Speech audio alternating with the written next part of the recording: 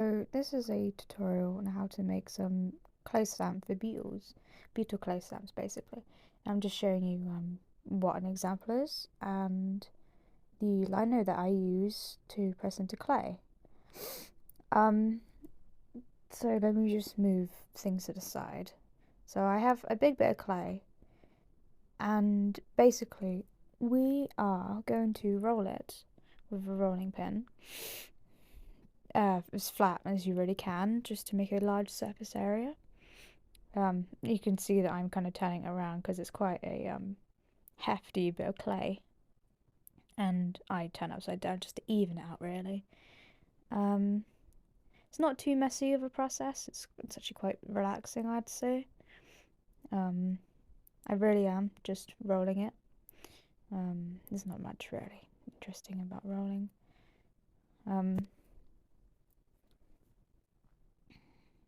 Still going. I'm not very good at these tutorials, but that's okay. We're kind of learn and do and make, you see what you can do with it.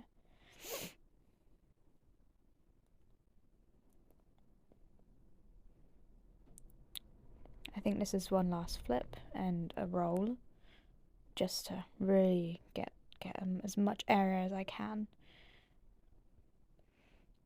So then this is a clay stamp, which you would use to press into the clay. So you click it down, and then it stamps it. But I've realised it's too big, so I'll use a small one, which covers a lot more of the space that I have available for me.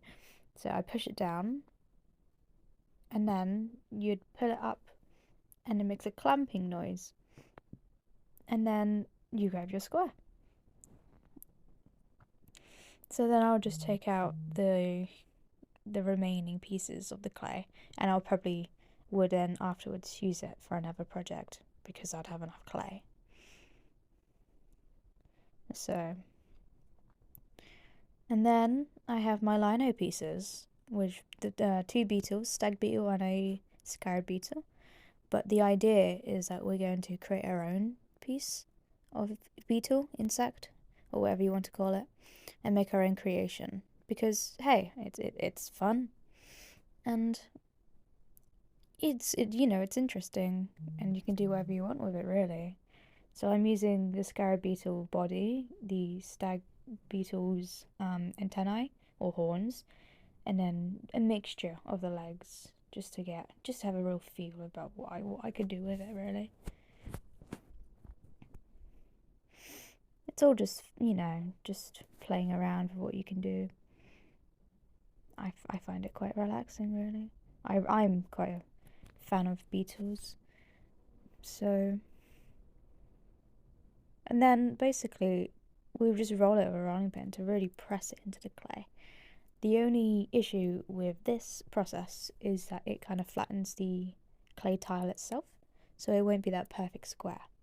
But it's still quite unique. And then what we'll essentially do is we'll put it out. I think I might have struggled with a few of the pieces just because I must have rolled them a bit too deep, but they'll pop out just fine. You can see that it's got a really nice indent of where the carving is from the lino, which I think is really neat.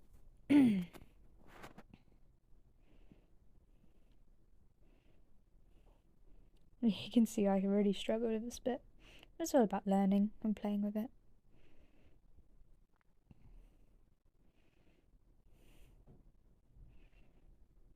So I'll show you a close-up of what it looks like. Basically what you could do afterwards is you get some slip and paint it, and then you'll fire it.